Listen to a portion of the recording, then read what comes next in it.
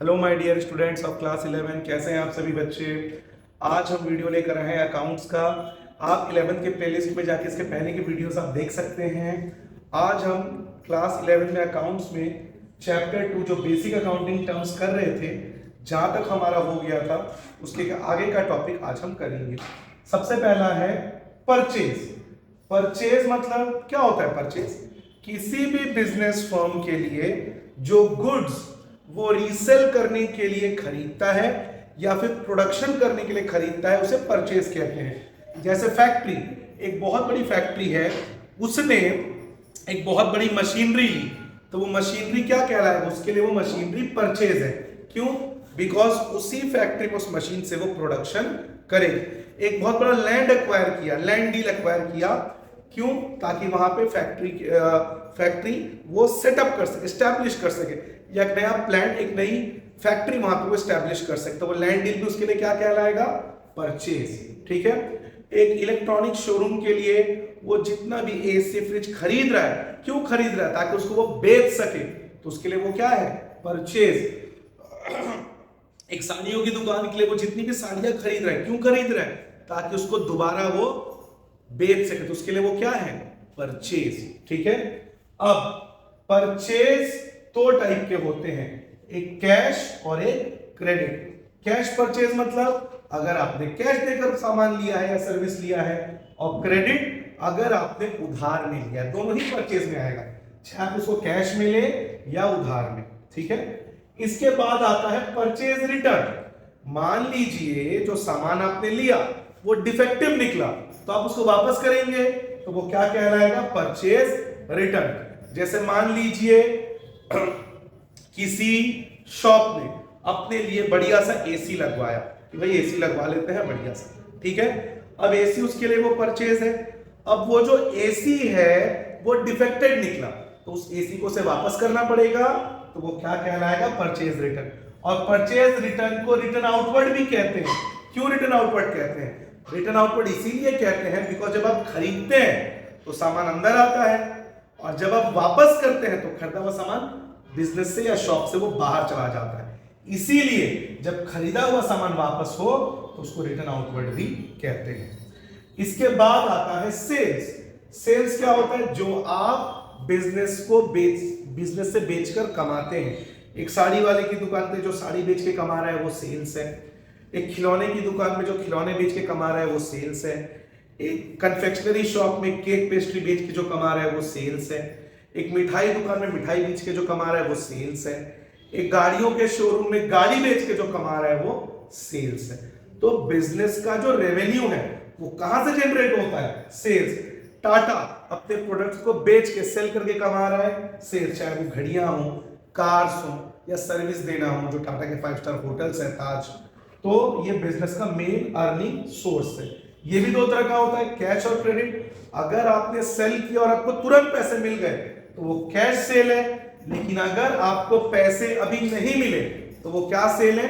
Credit sale. मतलब पैसे आपको अभी नहीं मिले हैं तो वो कौन सा सेल हो जाएगा? Credit sale. Sales return, as a shopkeeper आपने जो सामान सेल किया है, अगर वो सामान खराब निकला तो कस्टमर उसको वापस करेगा, तो वो शॉपकीपर के लिए क्या हो जाएगा? Sales return. जैसे एक बाइक के शोरूम ने बाइक सेल किया तो वो सेल्स है। अब वो बाइक खराब निकला, बाइक में कुछ डिफेक्ट निकला, तो कस्टमर उस बाइक को वापस कर देगा, तो वो दुकान के लिए क्या हो जाएगा? Sales return. कस्टमर के लिए वो परचेज रिटर्न। क्यों? कस्टमर ने खरीदा था, कस्टमर ने उसको परचेज किया था, तो कस्टमर उसको वापस कर रहा है, तो कस्टमर के लिए वो परचेज रिटर्न है कि खरीदा हुआ सामान वो वापस कर रहा है।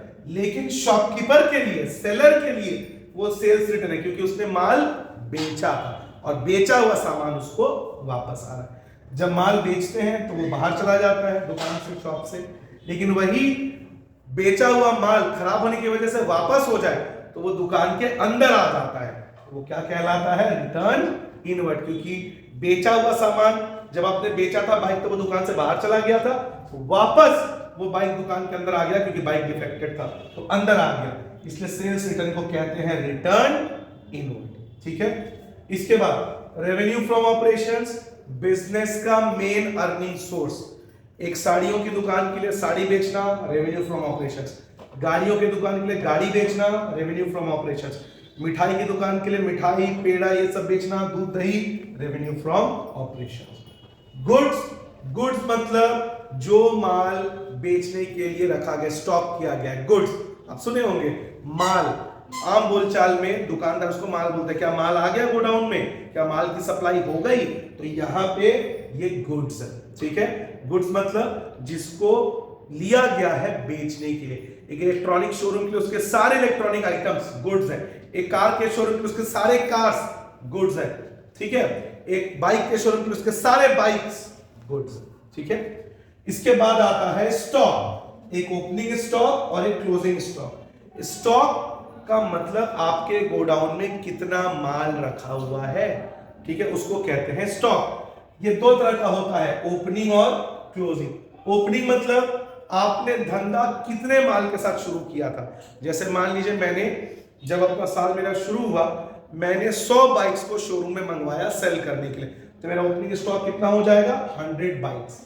जब मेरा साल एंड हुआ तब 20 बाइक्स अनसोल्ड रहेगी, 80 बाइक्स बिक गई, 20 बाइक्स अनसोल्ड रहेगी।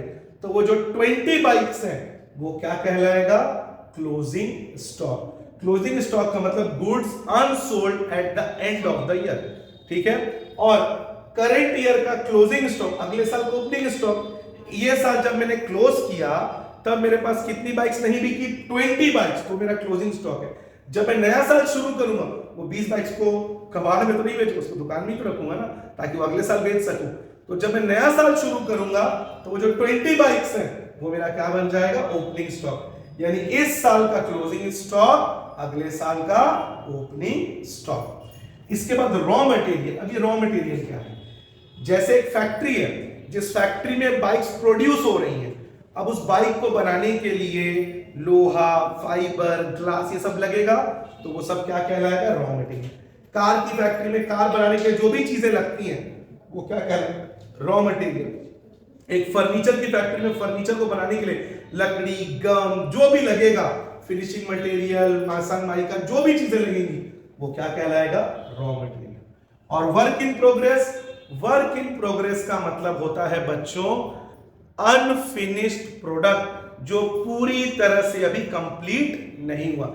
जैसे मान लीजिए कार की फैक्ट्री है, कार रेडी हो गई है लेकिन अभी उसमें इंजन इंस्टॉल करना बाकी है और कांच को लगाना बाकी है। तो वो कार जो भी पूरी तरह से कंप्लीट नहीं हुई है, फिनिश नहीं हुई है, वर्क इन प्रोग्रेस। एक बिल्डर है, उसका पूरा बिल्डिंग बनके रेडी है लेकिन अभी उसमें इलेक्ट्रिसिटी का कनेक्शन, इसके अलावा विंडो और डोर्स का इंस्टॉलेशन नहीं हुआ है, तो बिल्डिंग अभी कंप्लीट नहीं हुई है, वो क्या कहलाएगा, वर्क इन प्रोग्रेस। एक शर्ट की, टेक्सटाइल की फैक्ट्री में शर्ट्स रेडी है लेकिन उसमें कॉलर और बटन अभी नहीं लगा है, तो क्या कहलाएगा, वो वर्क इन प्रोग्रेस। ठीक है, तो ये होता है आज के टॉपिक्स का एंड जो मैंने आपको बताया। ठीक है, एक लास्ट मैंने लिखा नहीं है लेकिन मैं आपको बता देता हूं, बहुत इजी टॉपिक है, वो है बैड डेब्ट्स। अब ये बैड डेब्ट्स क्या होता है बच्चों, बैड डेब्ट्स का मतलब अगर किसी शॉपकीपर ने इसको पैसे ना लेकर सामान बेचा, उधार में, क्रेडिट में सामान बेचा और कल को वो भाग गया, वो फरार हो गया, बिना उसका पैसा दिए एब्सकॉन्डिंग फरार हो गया, तो वो कहलाएगा बैड डेब्ट्स, पैसा डूब जाना।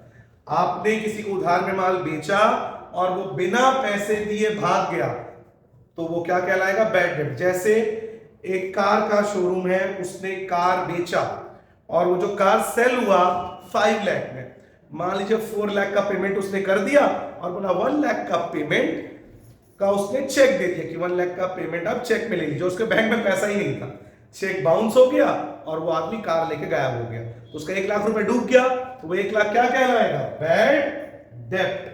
आप किसी शॉप में गए, आपने वहां से बढ़िया शॉपिंग कपड़े वपड़े लिए 50,000 का, आपके दुकान से पहचान थी, 40,000 आपने उसको पेमेंट किया, 10,000 आपने नहीं दिया और आप चले गए, तो वो 10,000 आपने दिया ही नहीं और आप चले गए कोर्बा से हमेशा के लिए, तो वो 10,000 उसके लिए क्या हो जाएगा, बैड डेब्ट्स। एक बिजनेस में कई बार बैड डेब्ट ज्यादा होते हैं, कई बार बैड डेब्ट्स कम। एक बिजनेस सक्सेस तभी होगा जब उसके बैड डेब्ट कम से कम हो। कोरोना के समय बहुत सारा बिजनेस बंद हो गया, क्यों? बैड डेब्ट। जिनको उधार में माल बेचा गया था उन्होंने पैसा बिना दिए ही वो चले गए। तो जो दुकानें थी जिनका पेमेंट अटका हुआ था उनके लिए वो सारे बैड डेब्ट्स हो गए, नुकसान बढ़ गया और बिजनेस को मजबूरी में बंद होना पड़ा। तो बच्चों आज के लिए बस इतना ही। इस वीडियो में इस टॉपिक्स मैंने क्लियर कर दिया है। मिलेंगे आपसे अगले वीडियो में। ध्यान रखिएगा अपना, हमारे चैनल को सब्सक्राइब जरूर करें, आपके सपोर्ट की हमें जरूरत है। नया चैनल है, इसी तरह से हम आपकी कॉमर्स की तैयारी कराते चले जाएंगे। मिलेंगे आपसे अगले वीडियो में। चैनल को सब्सक्राइब जरूर करें और वीडियो को लाइक और शेयर करें। Have a good day.